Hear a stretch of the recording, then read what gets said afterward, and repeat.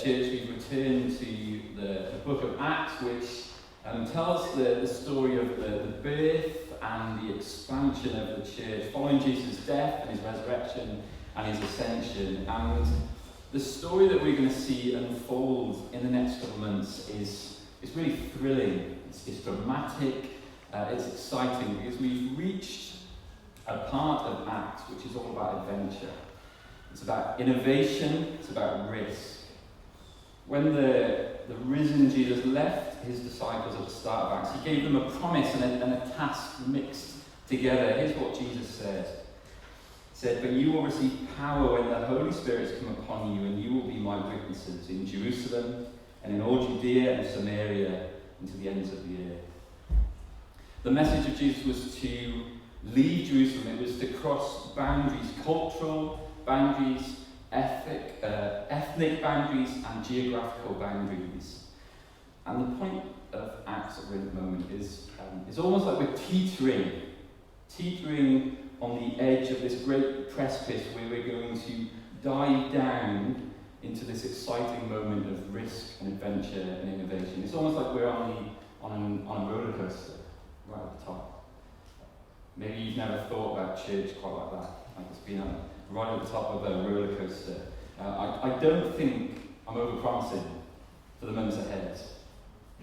Innovation, risk, adventure, expansion, it's all coming. We're going to see how it happened. But it wasn't easy. We'll see that next week. As the church expanded, in equal measure it faced opposition. But today's story it's thrilling. It's as thrilling as some of the stories to come, because we're going to witness the birth of a new church. As Lizzie read right at the end, in verse 26, there's the word ecclesia, the word for church. And it doesn't mean a building, it means it's the word for a group of people brought together. The church is always a gathering of people together. And here in our story, a new church, a new group of people are brought together. A new church is born. And so as we see this church, it will help us to get into things like humility and generosity and how we think about others. There's so much in this story. I've got 3 words just to help hold all of this together: birth, investment, and generosity. So let's start with birth. A new church, verse 26, a new gathering of people. Once there was nothing, but Luke is going to tell us how this church began, what happened. And the context is interesting, to say the least. If you were to consider the ideal settings for a church to come together, this is far from ideal. Way back last year, we had the story of Stephen in chapter 9. Stephen was the first ever Christian martyr, killed for his faith, and it kickstarted a wave of persecution for those who aligned themselves with Jesus. People were scattered far and wide, and our story starts with another group of people, with that wave of persecution, scattered far and wide, fleeing their homes. And eventually, one of these groups of people arrived miles from where they had been, in a place called Antioch. And this is what they did when they arrived. They immediately started telling people about Jesus. The very thing that had caused all of the unrest and upheaval and change in their lives, they carried on, they continued. It is to think about Jesus securing a place in their lives. He had done something so significant within them. He was worth so much to them that the opposition couldn't undo that or unravel that. They couldn't hold them down. So this group of people, they're scattered. It's really interesting then, though, to the people that they start telling Jesus about. In verse 20, it says that a group of people started talking to the Jewish population of Antioch, and that wasn't a surprise. That's what always happened. But there was another group of people, as they were scattered, that they spoke to. They spoke to the Greeks. In our Bible, sometimes depending on the translation, sometimes it says Hellenists, and sometimes it says Greeks. Hellenists were Greek-speaking Jews, but I think the best way to translate that, the best way to understand that, is that they were talking to just Greek people. Now why is that important? Here were a group of people that had never heard about Jesus. They'd never had the opportunity to know him or follow him yet. But what happened? Here is the exciting birth of this new church. As those scattered followers of Jesus shared the good news about Jesus, people in Antioch turned themselves to Jesus. A new people, a new community. Others were being drawn in to this family at Antioch. A new church was born. So very quickly, I just want to touch on one thing from this early section, which is, what does it mean to follow Jesus? What does it mean to be following Jesus? And the start of our story, it shows us what it's not. It's not based on our background or our culture. It's not based on where we're born or our family history. The Greek people, they didn't have a family of faith. They didn't have a history of faith. They'd never heard about Jesus. They'd never had the chance to follow him.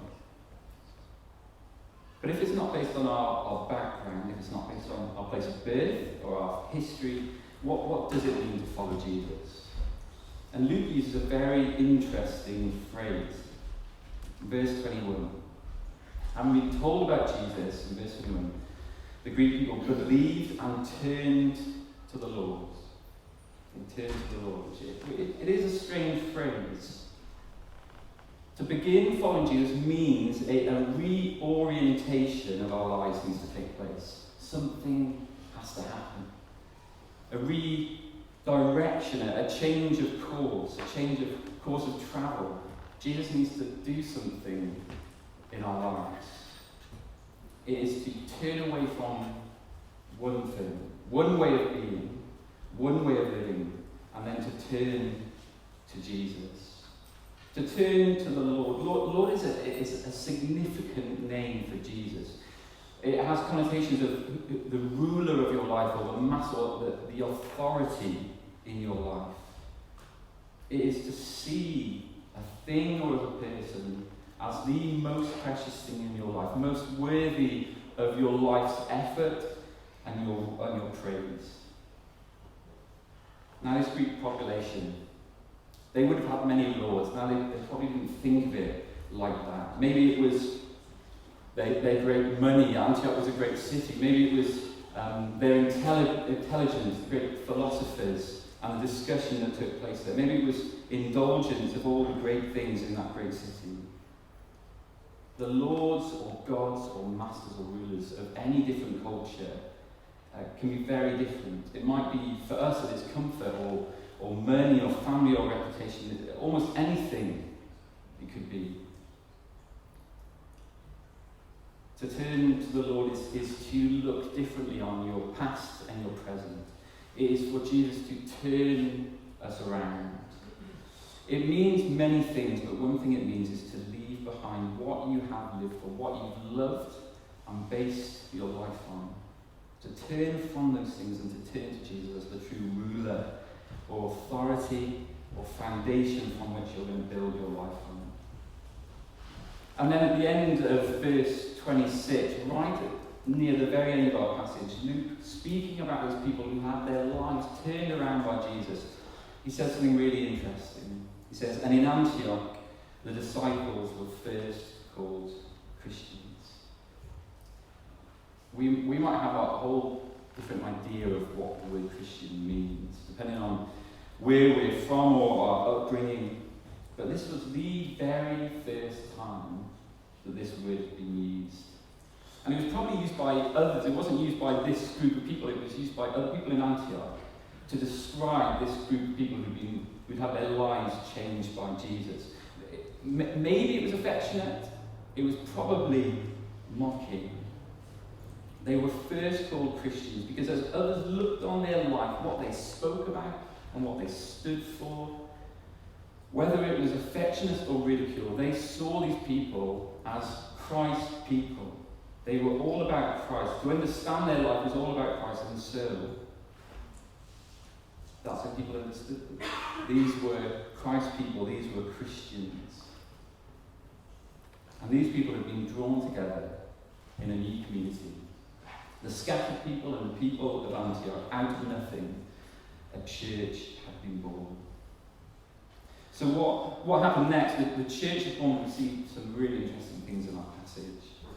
In verse 22, we see what happens. Word gets around. Word of what had been taking place in Antioch, it gets all the way back to the ears of the main church in Jerusalem, where all the apostles were. And we get introduced to a man we're going to see loads of in the next couple of months, whom Luke, who was writing out, clearly had huge admiration for, because his affection for Barnabas just leaps out of the page. Barnabas is sent from Jerusalem to find out what is going on. And I think this part of the story you could sum up, it's all about investment. You get a great little phrase as Barnabas arrives in Antioch to see what was going on. This is what Luke says in verse 23. When he came and saw the grace of God, he was glad. When he arrived and met this new group of people, he could have arrived with suspicion. He could have looked at this young church, these new people who so recently had their lives changed, and he could have seen all that wasn't there, all that wasn't present, and thought, boy, have we got a long way to go here. Let's not get ahead of ourselves. One writer says another person could have turned up with buckets of criticism to pour out on the ashes of imperfection of this young church. But that's not what happened. Joy welled up in Barnabas. He was happy, he was glad at what he saw. Barnabas has his name, it means son of encouragement. And it sounds like he's the kind of guy who has a sunny disposition. I'm sure that was true. But that wasn't the reason that Barnabas was glad. Luke says in verse 24 that he was a good man, full of the Holy Spirit and of faith. Here is a man who loved Jesus with all of his heart. And because of that, wherever and whenever he saw the evidence of Jesus at work in others, his knee-jerk first response was joy and happiness and delight. When Dan Chang sees a gym, bursts with delight. If Ruth Watson sees anybody look at a bicycle, joy. Unspeakable joy. If some of you even hint at the idea that you might like to go climbing, goodness me, people are going to descend on you. Just knee-jerk reaction. Here's Barnabas. When he sees God at work in these people, the first thing that happens is joy. But let me say this, sometimes we can be quick to find fault in others. We can miss what God is doing in them, focusing on everything that isn't there. But Barnabas has had a radar that sought out and celebrated everything good that God was doing. However small, wherever it was, whoever it was in. Now what does this look like practically? I don't think that Barnabas was just glad internally that this new people of Antioch. Barnabas is hard to read, isn't he? This Barnabas is tricky to understand what he's thinking. Barnabas was a man of encouragement. That's what his name is all about. And I'm sure he told them. And it's the same for us.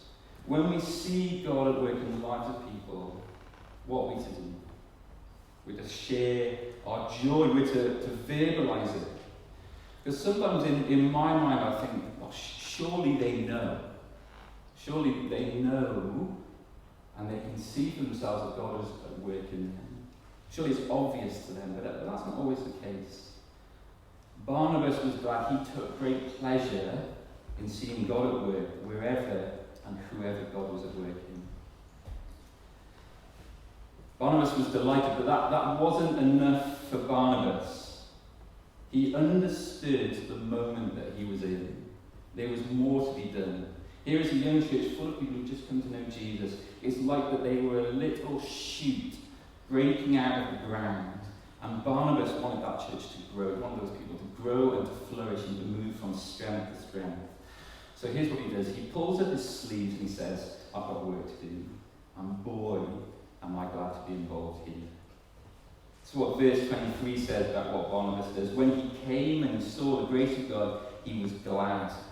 And he exhorted them to remain faithful to the Lord with steadfast purpose.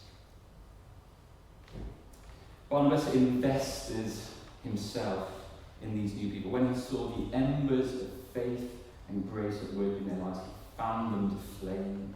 He wanted to see it set forth in a great blaze that they might go from strength to strength. So he took his time to encourage them, to exhort them, to stand with them, to keep going. Keep going. It wasn't enough for Barnabas just to be glad. The next stage of this life of this young church was that they were to be invested in, they were to be supported, to learn from Barnabas so that they could keep growing in their new life in Jesus. I think there's two types of investment that we see in our passage. First one's encouragement. Verse 23 talks about Barnabas. He gets alongside, he stands with them, he speaks to them, he is glad for them, he encourages them in their faith. And the second thing a little later on is teaching. You have both, encouragement and teaching. Barnabas, we're going to talk about Saul in a minute. Barnabas goes to get Saul, and they stay with that church for a whole year, teaching them, telling them, mining the depths of Jesus so that they might go on growing in their faith. And here's, I think, the principle. The church, we need both.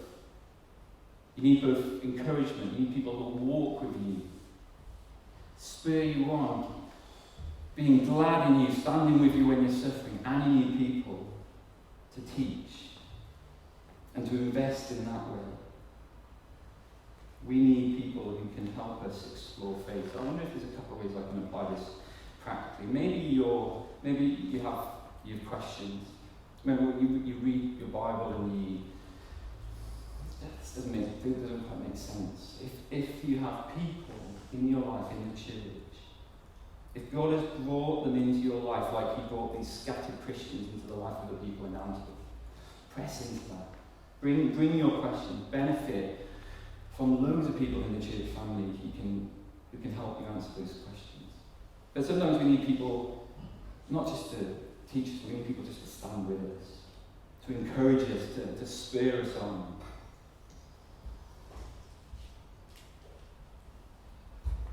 The Aston boys aren't here.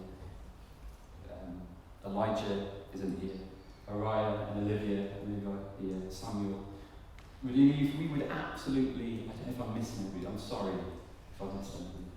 We're really thrilled to have you in our church family. And as you grow up, we would absolutely love to have people in your life who can invest in you, who can ask some of your questions, who can be good friends and family to you, but who can, as they invest in you, they can teach you how to invest in others. We saw all of those children, that mass exodus from out. We have so many young people in our church family. How wonderful is it to be able to invest in them from a really young age? Barnabas pulled up his sleeves, he got to work. And what a vision to be involved in for us as well. That we can be used by God for one another, to be invested in, to invest in others. But I want to show you one more thing from this middle part of our story as we think about Barnabas and his investment. When Barnabas was sent, he went. When he arrived, he was glad, he invested. The people grew. More people were added to the church. So what does Barnabas do next? You literally could not make this up. He leaves and he's gone. Let me read verse 25. So Barnabas went to Tarsus to look for Saul, and when he had found him, he brought him to Antioch, and for a whole year they met with the church and taught a great many people. This young church, in a crucial moment, naturally needing support and encouragement, and Barnabas jets off, packs his bag, and he's gone. Everyone in the church is a bit confused. What's going on here? But I think in this decision we see something remarkable about Barnabas, which is his humility. He jets off to find Saul, he will be Paul. The last time we saw him, he was fleeing for his life. Why would he go at this moment and get Saul? As Barnabas surveyed this young church in Antioch, here's what I think happened. Barnabas thought, I've been used here. I've done some good work here. But I think these people and this church could really do with Saul. He'd been used powerfully. But he was not so concerned with his own position. In fact, he was so much more concerned for the people of Antioch and this church. They thought they could really do with Saul. Saul could really help these people. So I'm going to go and get Saul. And that's exactly what happened. He found Saul, he collected him, he brought them back, and they taught the church for a whole year, and the church went from strength to strength. Barnabas was humble. And here's the key. Jesus made him humble. It was all about Jesus. He'd done an incredible job. But he was so concerned for these people. And he was so concerned. What drove him was his concern that they would grow in their following and knowing of Jesus. That his decisions were entirely shaped by what was best for them to know Jesus more. And if that meant him, great, and he would be used. But if that meant somebody else, so be it. He wasn't crushed by the idea that somebody else could be used or would be better placed than him. He wasn't timid either, though. He knew that he could be of service and he would give all of himself. As we go through Acts, we'll see that Barnabas continued to have this amazing impact wherever he went. We'll see that in the weeks ahead. But he was also willing to bring others in if that was the best thing for the people, if that was the best thing for them growing in Jesus. Essentially in Barnabas we have this great merging of humility and strategy. They need Paul, so I need Paul, so I'll go and get Paul. Barnabas' great partnership with Saul gets us into the realm of something really important, which is how we think and appreciate people who are different from us. Let me explain. Barnabas wasn't originally called Barnabas, he was known as Joseph. They gave him a new name to reflect his character as somebody of wonderful encouragement. He was known as the son of encouragement. He was patient, he was wise, he was clearly gifted in strengthening and walking alongside and encouraging the church. He loved getting alongside other people. But Saul, on the other hand, he was a whole different kettle of fish. He was a different person altogether.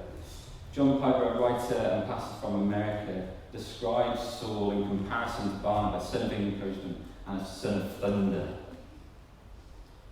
Saul, as we'll see in the weeks ahead, he was a powerful man, very direct, driven, just natural risk taker. He wore his heart on his sleeve. You've got son of encouragement and son of thunder. Beautiful pair. What a partnership. And here's my point. Barnabas had got it. The church needed both encouragement and thunder. And we need both too. Because there's a way in which we can be naturally drawn to different people. We thought about it in the liturgy. We connect in easier ways with others. Naturally, we kind of have a preference. We find certain characters easier. But there is a danger with people who we're different from, that we fail to appreciate the array of different characters and temperaments that we need. We fail to appreciate people who are different from us. Not that just they might be helpful, but they're absolutely necessary. Different strengths will eventually mean weak spots and blind spots. If you've got two thunders in a room and lock the door, they might change the world, they might burn it down, you don't know. Barnabas couldn't do what Saul was about to do. But Saul needed Barnabas and Barnabas needed Saul. God had a role for both. And as a church, as Redeemer, we want to celebrate sons and daughters of encouragement, sons and daughters of thunder, and all the other ways that God has made us. And at times it will mean this, having the awareness to see that naturally we gravitate towards some people more than others. We naturally appreciate a certain type of person over others. We don't just need awareness though of that. We need to see what God is doing, that he pulls us all together. Barnabas brought something, Saul brought something. The new church was enriched by both. We all bring something and we're better for it. Encouragement and thunder, the church was strengthened, there was joy, God was at work in this new people. And as Luke finishes off this story, we get a final flourish. God had been at work, people had been turning to the Lord, they'd been strengthened, they were growing, they were changing, and you can sum up an aspect of the way God was working in them with one word, which is generosity. We heard that bit at the end, a strange little bit. It was during this time that a prophecy was spoken by a person called Agabus, moved by the Spirit that a great famine would happen. History attests to the fact that during the reign of Claudius, one of the Roman emperors, a number of bad harvests meant that famine struck the lands. Now you might imagine that Luke would probably spend a little bit more time on something so miraculous, but he moves really quickly to something as equally miraculous and a sign of the Spirit was changing at work in this group of people. That God was producing a deep generosity in their lives. Let me read 29 to 30. So the disciples determined everyone according to his ability to send relief to the brothers living in Judea. And they did so, sending it to the elders by the hands of Barnabas and Saul. The church in Antioch didn't suffer as much as the people back in Judea and Jerusalem, where Barnabas had been sent from. And as they were hit harder, word reached the ears of the church in Antioch, and they were moved to help. Generosity in our lives is a sign that God is at work in us. It was a sign that God was powerfully changing this group of people. Because to follow Jesus means that you come to terms with God's generosity towards you. When you see all of the mess that we can be in and are often in, but we see that Jesus came to give his life for us. When you see the cost of Jesus' generosity, that he went to the cross for you, it is much easier to be generous with what we have. When we see that God gave everything for you and for me, where that generosity, God's generosity, can transform us. It can give us new eyes to look at all that he's given to us. We can be free from the cage of materialism because our resources, they don't complete us in the same way that knowing Jesus does. And so the new followers of Jesus at Antioch were able to look on all the things that God had given them in their lives, and they gladly parted with their money and their possessions in order to help others. Here are just really briefly the two hallmarks, I think, of their generosity. There's probably more. But Luke says that they were determined to give. There was desire. Their generosity and their actions, it wasn't squeezed out of them, they weren't forced. Certainly what they did wasn't done begrudgingly. They were moved by the need and the opportunity that lay before them.